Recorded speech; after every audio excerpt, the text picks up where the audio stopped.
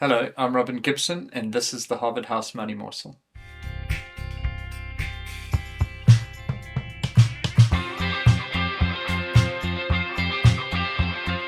Welcome back. Thank you for joining us again. Don't forget to like and subscribe. Click the bell so you get a notification of when we're releasing a new video. I'm sitting today with Willie Pelser. Hello, Willie. Hello, Ron. Welcome back. Thank you. So, Willie, we're actually recording on Thursday because we're all out and about on Friday.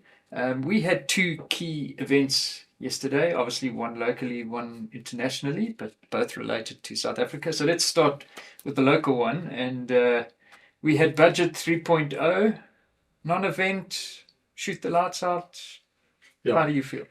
Ron, let me tell you a story. Okay. We went to a partner's daughter's wedding on Saturday. Okay, yeah. Mm-hmm. Walking out of the chapel, my wife said, my shoe, the sole is off. Okay, so I walked to the DJ and I said, listen, do you have duct tape? He said, yes, because this often happens. So I duct taped her shoe. So the shoe was usable, but it wasn't the solution. That's the budget. So we've actually duct taped the budget. So jokes aside, Yeah. it was a non-event, Robin. And Yeah. the sad thing is we still, and again now, after this big fight about VAT and so on, we're kicking the can like we do every year. So what was the standouts for me? First of all, let's just look at the income line. So they had to make up for the loss of changing the VAT. Yes. So how did they do that? Personal, so let's look at the personal element. No change, again, no change on the brackets. So they're not going to get it from there. They didn't adjust anything else. One thing they did is the levy on the fuel prices. So Okay. to some extent that's inflationary. Mm-hmm. And they also did, I think they narrowed back that VAT basket of items excluded from VAT. So the income line in principle stays the same. And then what they've budgeted on the income line is a very interesting number. It's unspecified, 20 billion worth of income. That relates to giving money to SARS to increase the efficiency. Yes. So because it's blank, it's a blank line with a penciled number in, is if they don't make it, Yeah. then what are we going to do to get that extra in? So it's an interesting concept.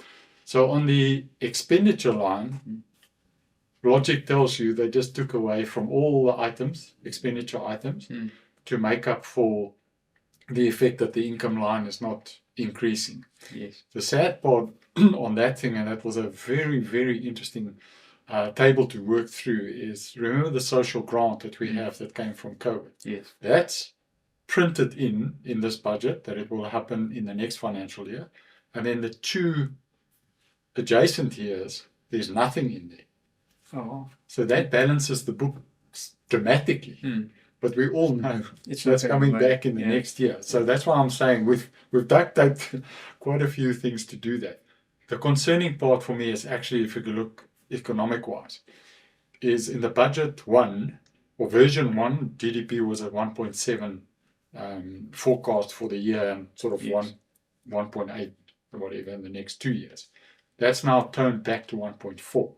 So the implication is that debt to GDP and those metrics will obviously escalate, or they will rise. So our debt to GDP scenario is now at 77.2 Yes. or something like that. So that's a worst case scenario.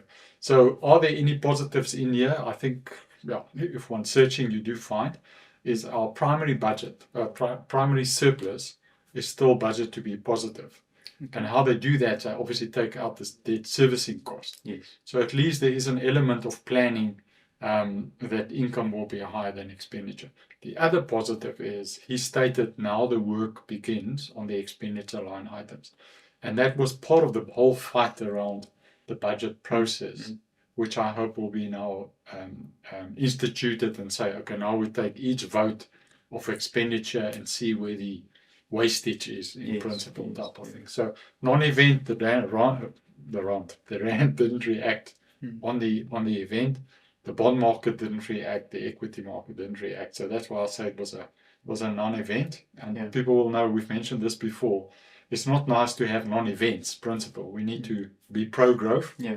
because that's what we're looking for. And that, I guess that's the one thing in the non-event, there wasn't anything that really kind of was going to ramp that 1.4 up to 2.5 Yes. or 3.5, which is really what we need, isn't it? Yeah. So another positive is they do earmark a few more teachers and nurses and doctors and that type of thing. So there is a step in the right direction. But if you go into the numbers, they're taking it out of the total budget for health. So it's not a win-win situation. So, but yeah, we have to focus on the GDP line. Yeah. Maybe one positive, Willie, and you can correct me if I'm wrong on this, but they did stick with exactly the same number for infrastructure development, didn't they? And but the big thing is execution, isn't it? Yeah, it's the billion rand number. You know, they started by saying that, and they did say it's for water work specifically, because potentially that's our next disaster.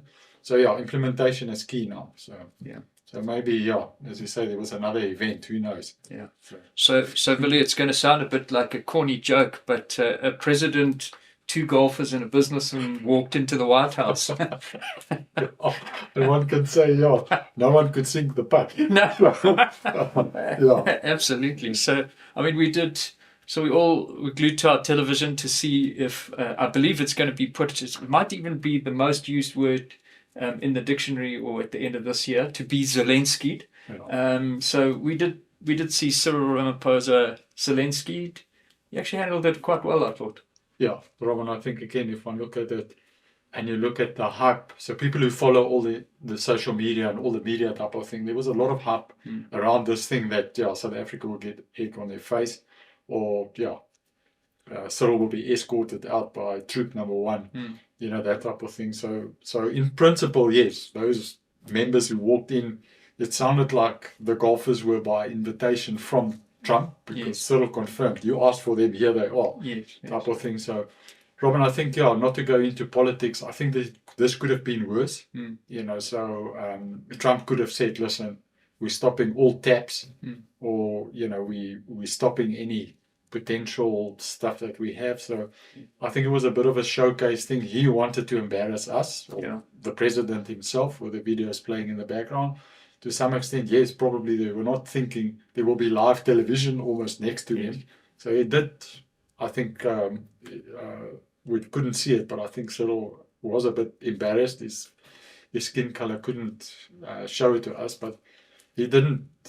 The time he sort of moved forward in his chair, I thought he's exiting the door. Yeah, he looked a bit shuffly. He didn't. So, I think, again, if I look at the markets this morning, after the event, the one thing, Robin, is you and I don't know what's happening behind closed doors. 100%. And we'll comment on those things once it comes out. Yeah, I think that's the thing. I mean, I think this is just Trump's strategy. But anyway, so 2 non-events in 2 events. Willie, thanks. It's been great to talk about duct tape and golfers.